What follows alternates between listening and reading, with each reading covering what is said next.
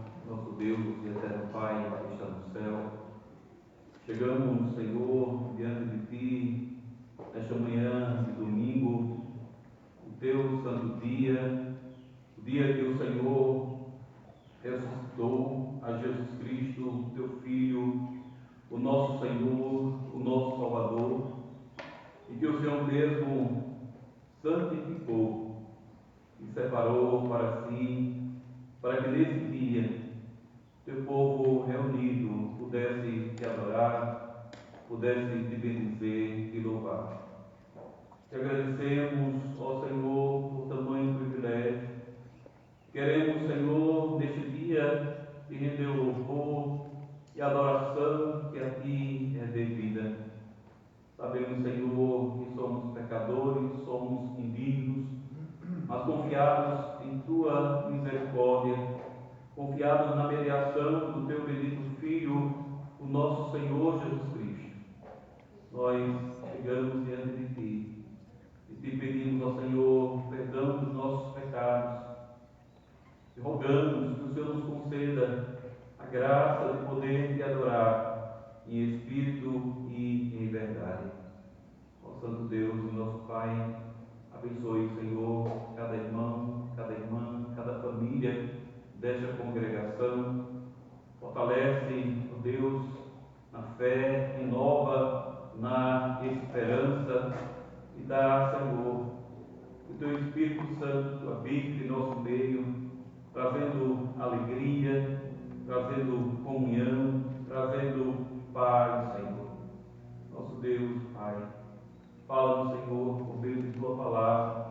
Abençoe, ó Deus, a leitura e a pregação da Tua palavra e dá que o Teu Santo Espírito aplique em nossos corações, para que não sejamos apenas ouvintes, mas praticantes da mesma. Seu Deus, com os irmãos que estão ausentes, aqueles que estão viajando, os guarda, os proteja, livre do mal, e os traga, Senhor, em segurança. Que estão distantes, Senhor, estudando, trabalhando ou viajando, que, Senhor, o Senhor também os guarde, os abençoe e que eles possam lembrar neste dia da Tua bondade, da Tua graça. Nosso Deus, bendito Pai, fica conosco. Abençoe, Senhor, todo o Teu povo na face da terra. Abençoe a Tua igreja, Pai. Nós assim rogamos, em nome de Jesus, o Teu Filho. Amém. Irmãos, vamos abrir a palavra do Senhor. Livro do Êxodo, capítulo 20. Vamos fazer a leitura da Santa Lei de Deus.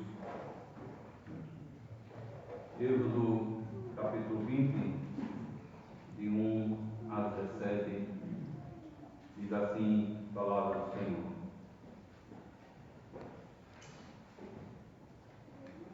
E Deus falou todas estas palavras: Eu sou o Senhor, o teu Deus, que te tirou do Egito, da terra da escravidão.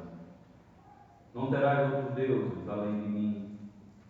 Não farás para ti nenhum ídolo, nenhuma imagem de qualquer coisa no céu, na terra ou nas águas debaixo da terra. Não te prostrarás diante deles, nem lhes prestarás culto, porque eu, Senhor, teu Deus, sou Deus zeloso, que castiga os filhos pelos pecados de seus pais, até a terceira e quarta geração daqueles que me desprezam. Mas trato com bondade até 1000 gerações aos que me amam e obedecem aos meus mandamentos. Não tomarás em vão o nome do Senhor, teu Deus, pois o Senhor não deixará impune quem tomar o seu nome em vão. Lembra-te do dia de sábado para santificá-lo. Trabalharás 6 dias e neles farás todos os teus trabalhos. Mas o 7º dia é o sábado dedicado ao Senhor, o teu Deus.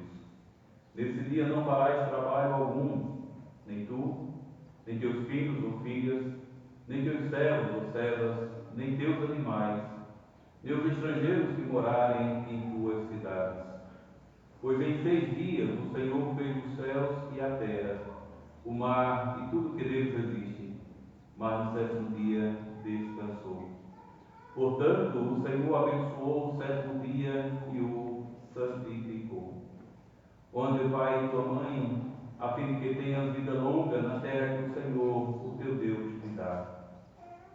Não matarás, não adulterarás, não furtarás, não darás falso testemunho contra o teu próximo, não cobiçarás a casa do teu próximo, não cobiçarás a mulher do teu próximo, nem seus servos ou servas, nem seu boi ou jumento, nem coisa alguma que lhe pertença a mim. Vamos agora, meus irmãos, confessar nossos pecados, suplicar ao Senhor também graça e misericórdia, e nós vamos fazer isso cantando o hino 148.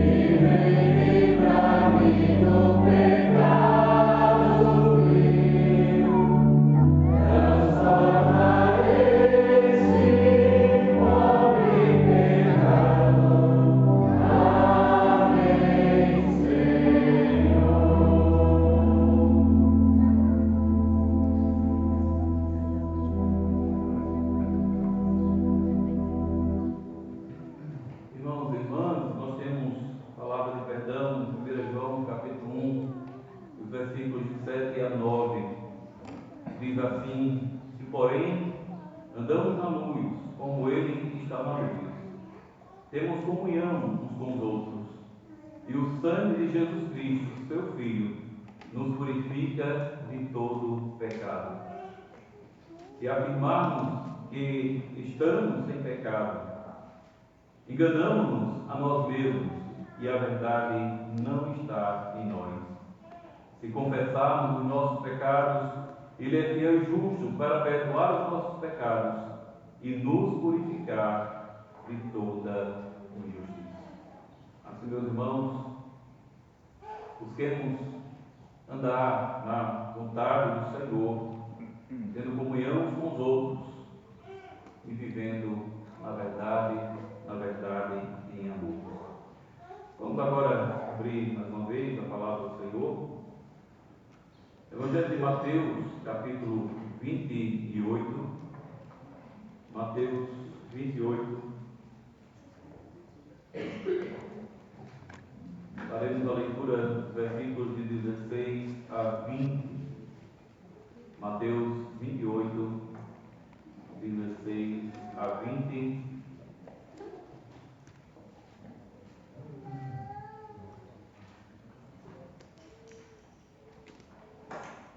Que é o Evangelho do nosso Senhor Jesus Cristo.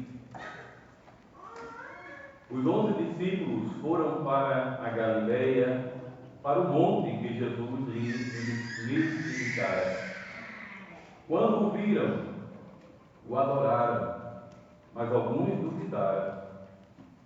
Então Jesus aproximou-se deles e disse: foi-me dada toda a autoridade nos céus e na terra.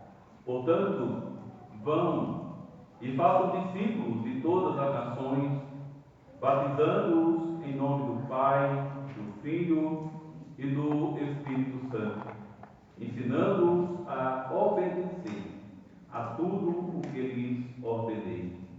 E eu estarei sempre com vocês até o fim dos tempos. Até aqui a leitura. Vamos também cantar o hino 178 e assim preparar os nossos corações para ouvir a pregação da palavra de Deus.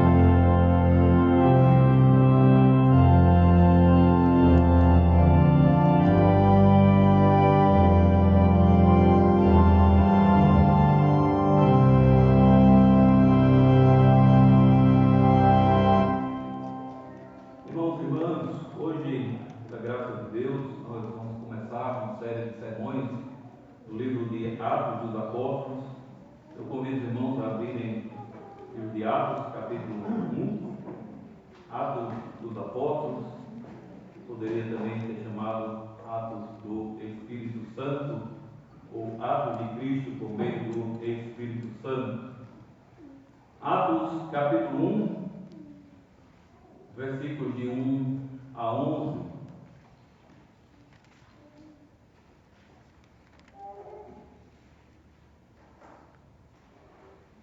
Atos, capítulo 1, a partir do versículo 1, diz assim a palavra de Deus. Em meu livro anterior, Teófilo, escrevi a respeito de tudo o que Jesus começou a fazer e a ensinar, até o dia de hoje em que foi elevado aos céus, depois de ter dado instruções por meio do Espírito Santo aos apóstolos que havia escolhido. Depois do seu sofrimento, Jesus apresentou-se a eles e deu-lhes muitas provas indiscutíveis de que estava vivo. Apareceu-lhes por um período de 40 dias, falando-lhes acerca do reino de Deus. Certa ocasião, enquanto comia com eles, deu-lhes esta ordem: não saia de Jerusalém, mas esperem pela promessa de meu Pai, da qual lhes falei.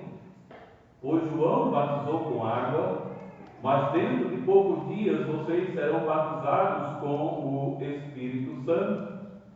Então, os que estavam reunidos lhe perguntaram: Senhor, é neste tempo que vais restaurar o reino a Israel?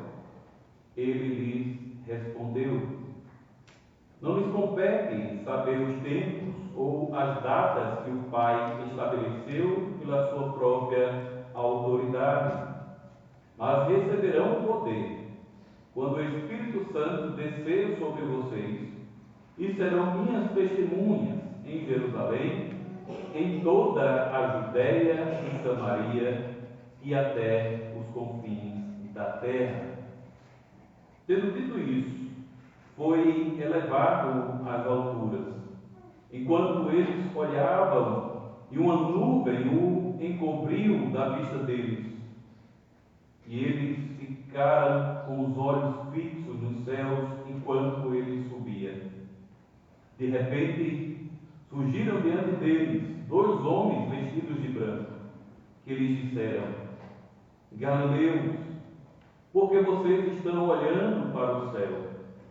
Este mesmo Jesus que dentre vós foi elevado aos céus, voltará da mesma forma como o viram subir.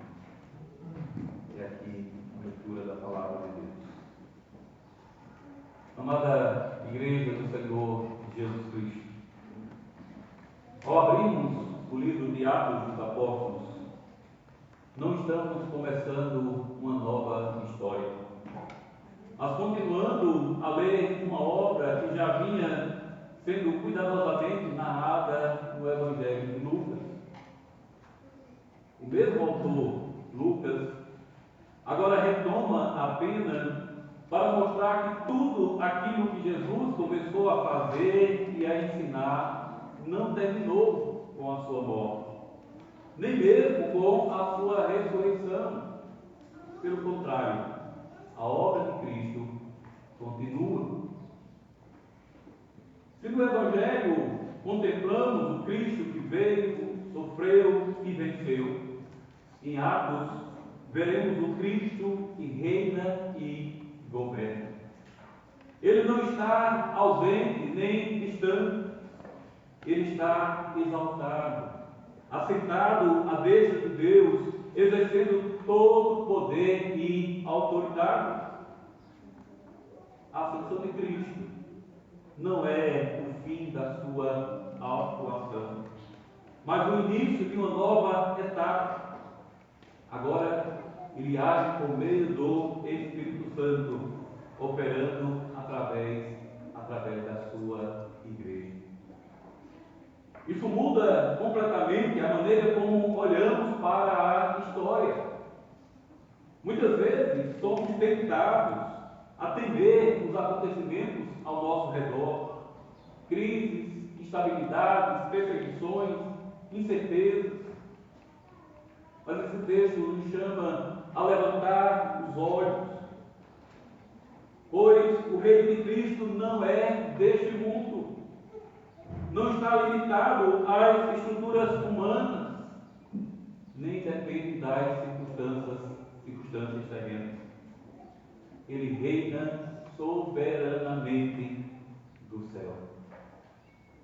Por isso, a igreja não vive dominada pelo medo, mas sustentada pela esperança. Nossa segurança não está no que vemos, mas naquele que subiu aos céus. E este mesmo Cristo que foi elevado diante dos olhos dos discípulos, cerca de 500 testemunhas, este mesmo Cristo prometeu que voltará.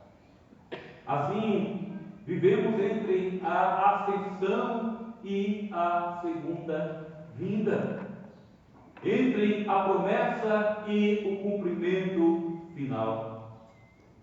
Certo de que a história não está fora de controle. Ela está nas mãos do Rei. E à luz dessa verdade, somos chamados hoje a compreender nossa missão, nossa identidade e nossa esperança. Então, meus irmãos, em primeiro lugar, a obra não terminou. Ao iniciar esse segundo tratado, Lucas faz uma afirmação que, à primeira vista, pode passar desapercebida, mas que é profundamente reveladora. Ele diz que, no primeiro livro, escreveu acerca de tudo o que Jesus começou a fazer e a ensinar. Essa palavra começou é a chave para compreendermos todo o livro de Atos dos Apóstolos. Lucas não diz que Jesus fez e ensinou como algo completo, encerrado. Ele diz que Jesus começou. Ou seja, o que foi registrado no Evangelho de Lucas é apenas o início da obra de Cristo.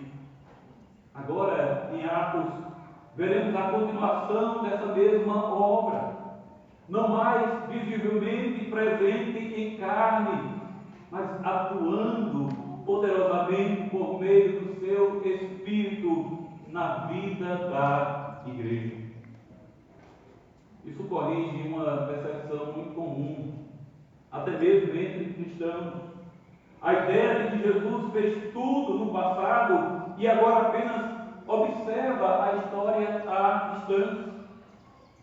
Mas o testemunho das Escrituras é outro. Cristo continua agindo.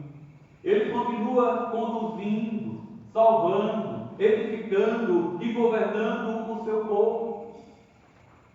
A igreja, portanto, não é protagonista da missão, ela é instrumento. O verdadeiro agente continua sendo o próprio Cristo. E essa obra continua, essa obra contínua está firmemente fundamentada em um fato histórico incontestável: a ressurreição. Lucas afirma que Jesus se apresentou vivo, com muitas provas incontestáveis. A fé cristã não está baseada em sentimentos subjetivos ou em experiências internas apenas, mas em um evento real, objetivo, histórico. Cristo venceu a morte. Ele não é apenas um mestre do passado, ele é o Senhor vivo. Irmãos e irmãs, crianças, este é o Evangelho. Cristo está vivo. Eu não preciso sentir, Eu creio. Eu preciso apenas crer. Durante 40 dias, Jesus apareceu aos seus discípulos, falando-lhes acerca do reino de Deus. Esse período não foi acidental. Foi um tempo de instrução, de preparação, de consolidação da fé. Aqueles homens que antes estavam confusos e temerosos, agora estão sendo firmados na certeza de que o Cristo ressurreto reina. E aqui há uma lição fundamental para nós. A missão da igreja nasce da certeza de quem Cristo é. Não há testemunho verdadeiro sem convicção profunda. Não há perseverança na fé sem a segurança de que Cristo vive. Por isso, irmãos e irmãs, se queremos ser uma igreja fiel, precisamos começar onde os apóstolos começaram. Não em estratégia, não em métodos, não em planos humanos, mas na certeza de que Cristo vive e continua a sua obra. A igreja só pode avançar com a confiança, quando entende que não carrega o peso da missão sozinha.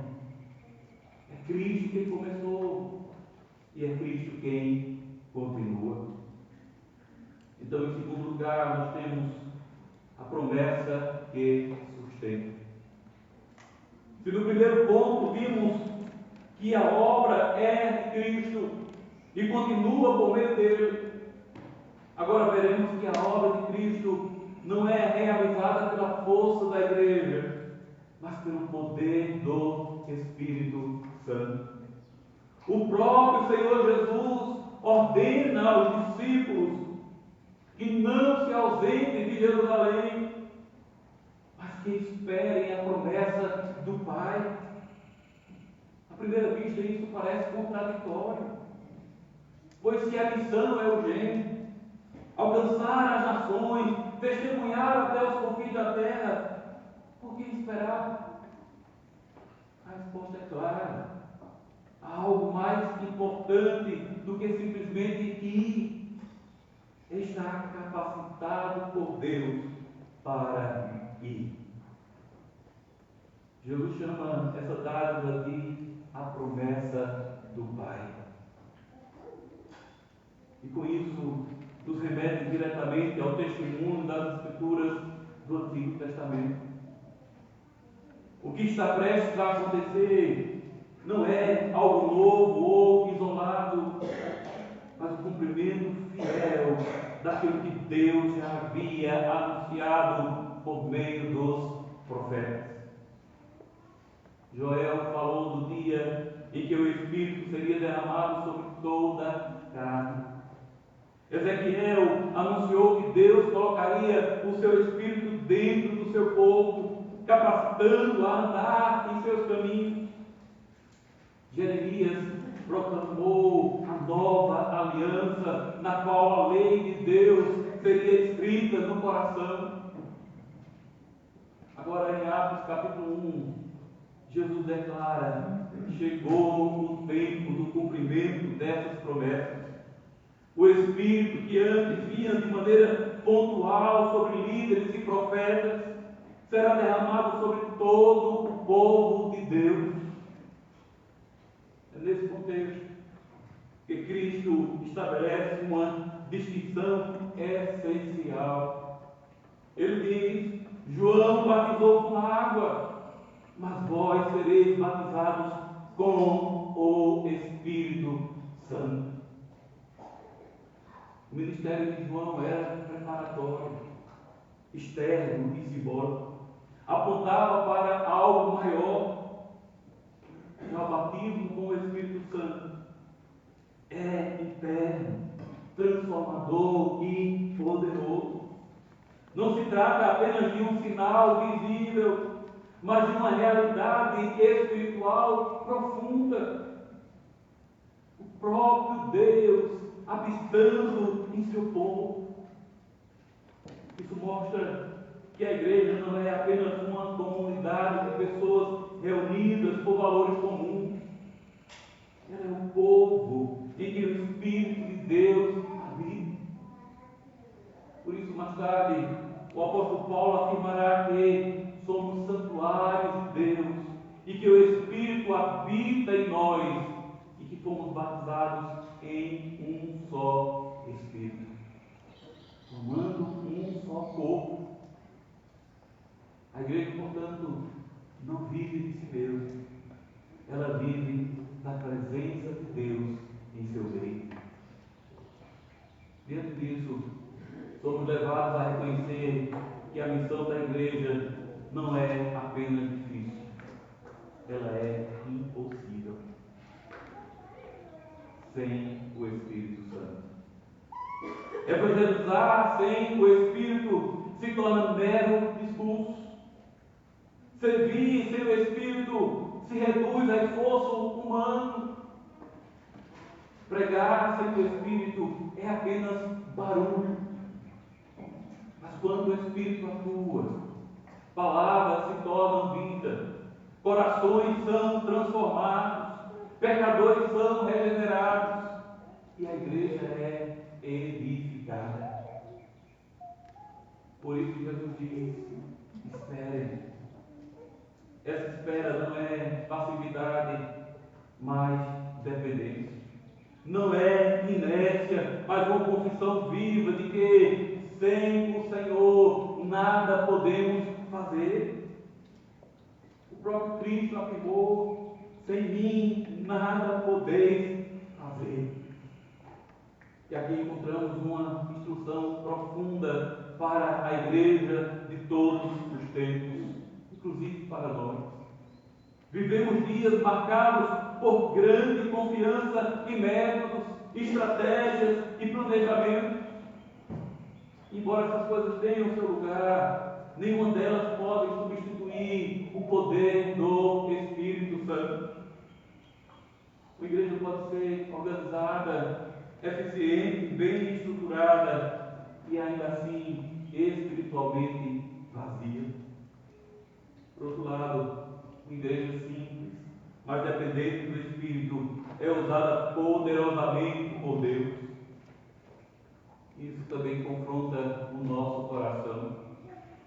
Quantas vezes tentamos viver a vida cristã na força do nosso próprio braço? Quantas vezes enfrentamos tentações, decisões e desafios sem buscar a direção do Espírito? Quantas vezes confiamos mais em nossa capacidade do que na ação de Deus? Esse texto nos chama de volta à dependência. A verdadeira força da igreja não está em sua visibilidade, mas em sua dependência. Não está em sua influência, mas na presença de Deus em seu meio. E aqui também um consolo precioso. Se a obra depende do Espírito, então o peso final não está sobre nós, não está sobre o conselho. Isso não nos torna passivos, mas nos livra da ansiedade. A igreja não precisa carregar o mundo nas costas. Ela é chamada a ser fiel. Quem transforma, convence e salva é o próprio Deus. Assim, irmãos e irmãs, antes de irmos, antes de fazermos, precisamos aprender a esperar. Antes de falar, precisamos ser cheios. Antes de agir, precisamos depender. Porque é a promessa do Pai. É ela que sustenta a missão da igreja ontem, hoje e até a consumação dos séculos. Mas em terceiro lugar, a missão que revela a verdadeira natureza do reino. Se até aqui fomos ensinados que a obra e que ela é realizada pelo poder do Espírito Santo. Agora somos confrontados com uma verdade que ajusta profundamente a nossa compreensão. O Reino de Deus não se manifesta segundo as expectativas humanas, mas segundo o propósito soberano de Deus.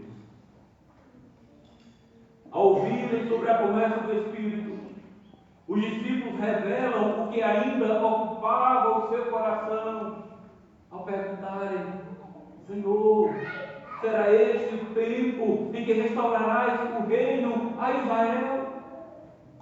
Meus irmãos, que ocupava a mente e o coração dos discípulos. Essa pergunta carrega séculos de expectativa.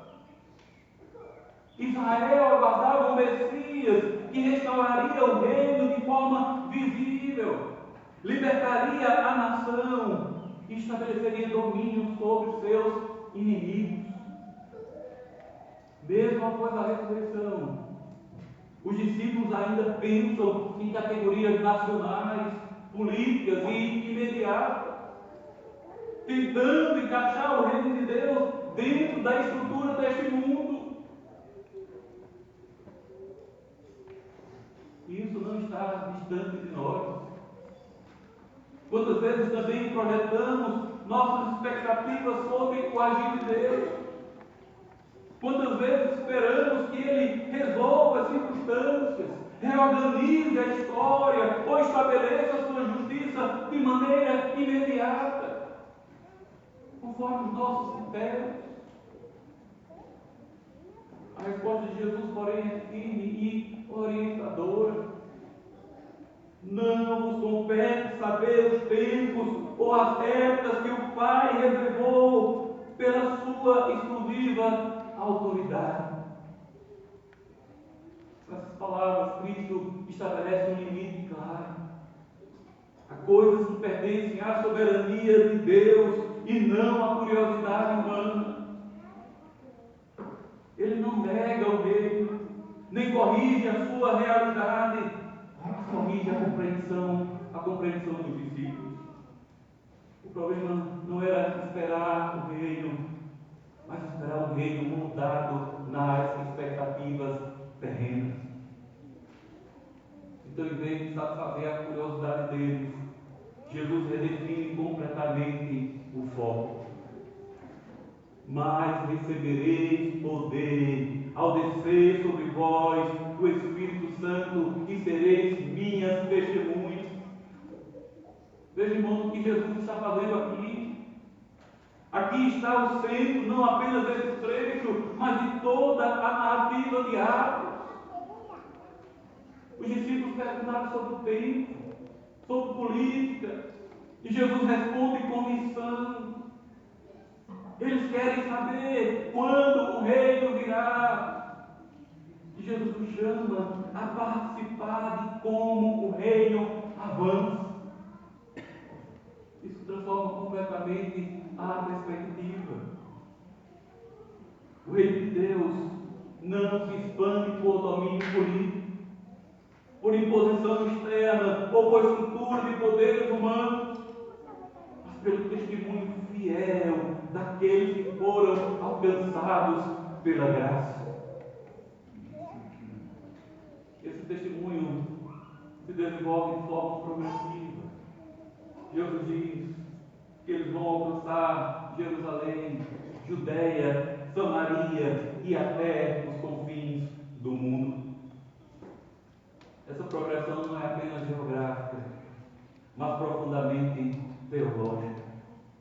Ela revela que o Evangelho rompe todas as barreiras culturais, históricas e étnicas. O reino não pertence a um único povo, mas se estende a todas as nações. O cumprimento da promessa feita desde o início de que em Abraão todas as famílias da terra seriam abençoadas. Agora em Cristo, essa promessa avança, não por meio de exércitos, mas por meio de testemunhos. E aqui há um detalhe muito interessante. Jesus não diz apenas: vocês falarão por mim, mas diz: vocês serão minhas testemunhas. A testemunha não apenas comunica uma mensagem, ela a vive e sustenta, ela a encarna, mesmo quando isso implica custo. O próprio termo carrega a ideia que mais tarde se associa ao martírio. Testemunhar, portanto, não é confortável, nem seguro, nem conveniente, mas é exatamente assim que o reino avança. Vós sereis minhas testemunhas. Isso confronta diretamente com muitas ideias dos nossos dias sobre o sucesso da igreja. O crescimento do reino não se mede pela influência política, pelo poder social ou pela aceitação cultural, mas pela fidelidade no testemunho de Cristo. Isso nos leva a uma aplicação necessária. Muitas vezes a igreja se perde ao fazer as perguntas erradas. Quando Deus mudará essa situação? Quando teremos mais influência? Quando tudo será diferente? Mas Cristo nos chama a uma pergunta mais profunda. Estamos sendo testemunhas fiéis, onde Deus nos colocou. Pois mais importante do que fazer é ser. Porque o chamado da igreja não é para controlar os tempos, mas viver a missão. E há também um consolo precioso nisso. Se os tempos pertencem ao Pai, então a história não está fora de controle. Ela não depende de governo, de crises ou circunstâncias humanas. O Deus que determinou os tempos é o mesmo que sustenta a sua igreja na missão.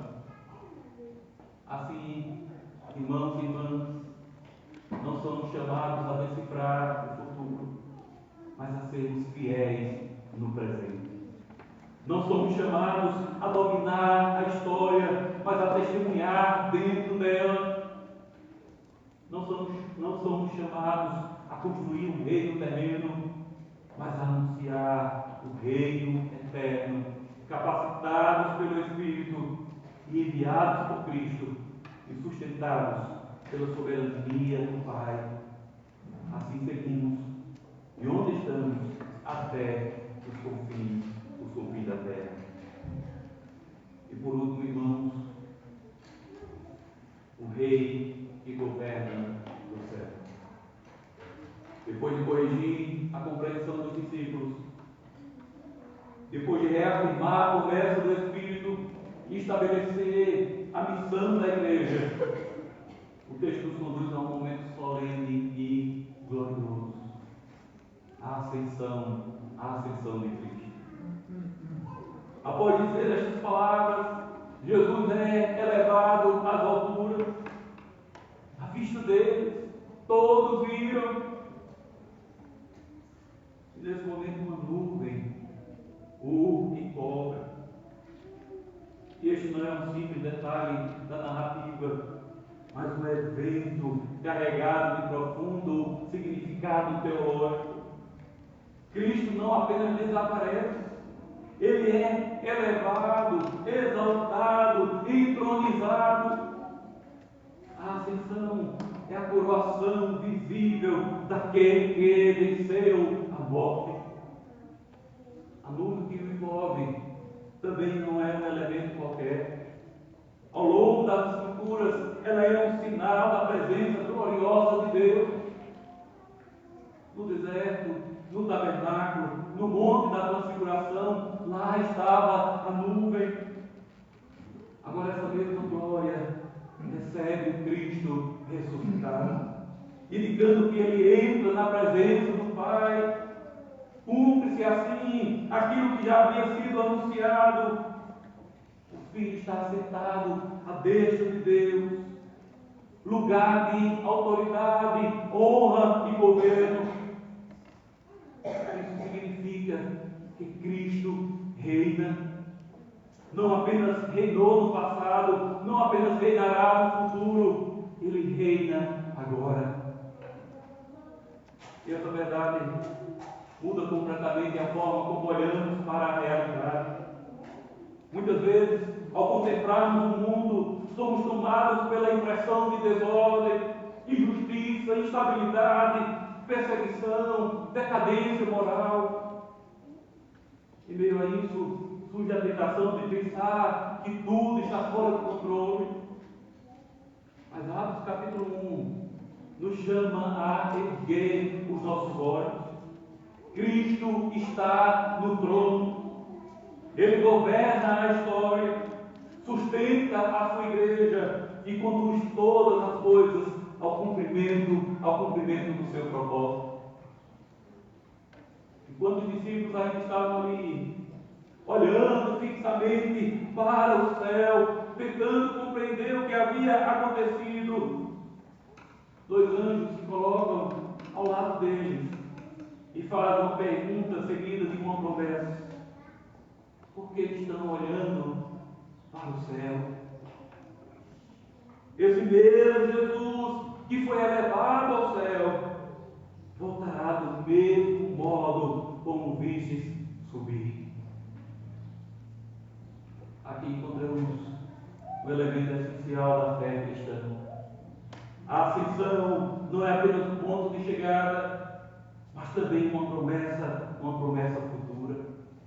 O Cristo que subiu voltará. Isso nos ensina que a história não caminha para o caos, mas para um encontro. Não estamos presos a um ciclo sem sentido, mas avançamos em direção ao retorno glorioso de Cristo. Essa é a nossa esperança. Vivemos entre a ascensão e a segunda vinda. Olhamos para trás e vemos a cruz e a ressurreição. Olhamos para o alto e vemos Cristo reinando. Olhamos para frente e aguardamos a sua volta. Essa perspectiva traz implicações profundas. Em primeiro lugar, ela nos livra do desespero, porque o mundo não está à deriva, mas sob o governo de Cristo. Em segundo lugar, nos livra da ansiedade, pois os tempos não estão em nossas mãos, mas nas mãos do Pai. Em terceiro lugar, nos livra da acomodação, porque o mesmo Cristo que subiu é aquele que nos enviou a testemunhar até que Ele volte. E a pergunta dos anjos ecoa até hoje: por que estáis olhando para o céu? Não com uma repreensão à esperança, mas com um chamado à ação. A esperança cristã não é um escapismo, ela é combustível para a fidelidade. Aguardamos a volta de Cristo, mas não de braços cruzados, mas comprometidos com a missão. Assim, a igreja vive com os olhos nos céus, mas com os pés firmes na terra. Ela espera o Rei que voltará, enquanto serve ao Rei que reina. Por isso, não tememos a história, não tememos o que possa acontecer a este mundo, não nos desesperamos com o presente e não colocamos a nossa confiança em estruturas humanas, em política. Nossa esperança está naquele que subiu aos céus. Ele reina, governa, intercede por nós e voltará. Amém.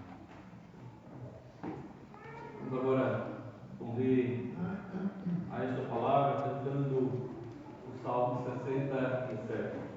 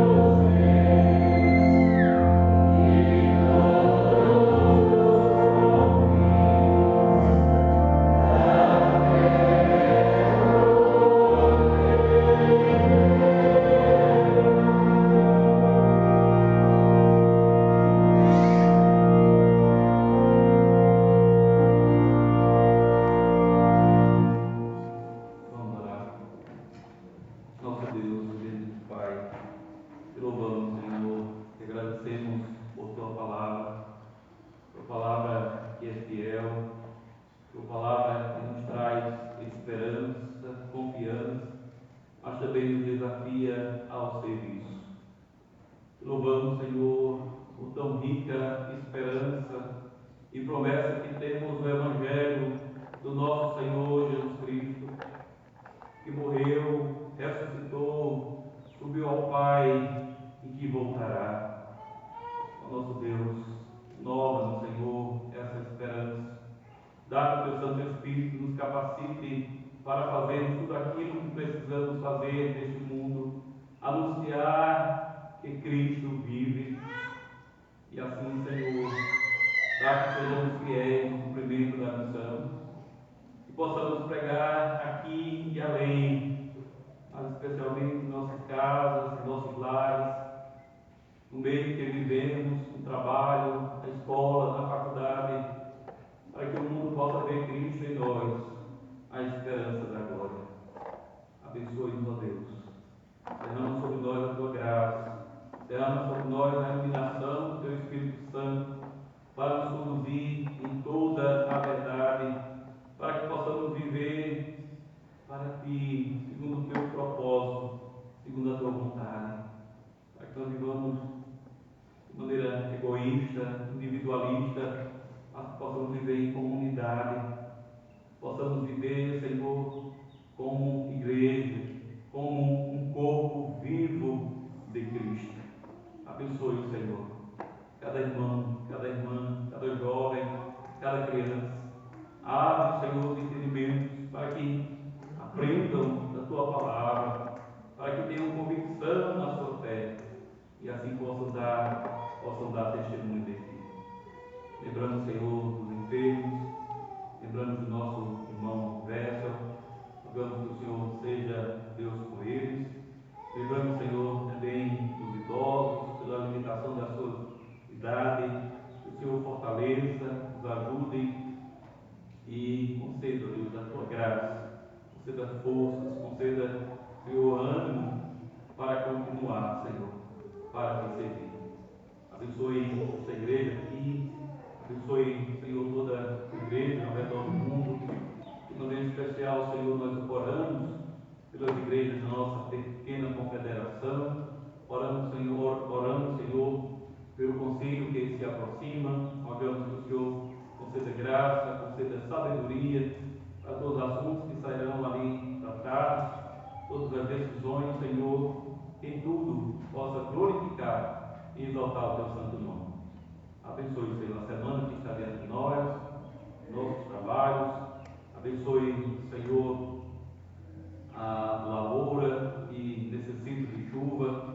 Concede, Senhor, por tua bondade, chuva no devido tempo, para que assim haja, Deus, crescimento na lavoura e também uma boa colheita. Nós te rogamos tudo isso, Senhor, em nome de Jesus, teu Filho, o nosso Senhor. Amém. Irmãos e irmãs, nós temos agora a oportunidade de fazer as nossas ofertas. Depois nós vamos cantar o hino 172, Castelo Forte é o nosso Deus. Nós vamos confessar este canto, né, que a nossa confiança e a nossa esperança está tão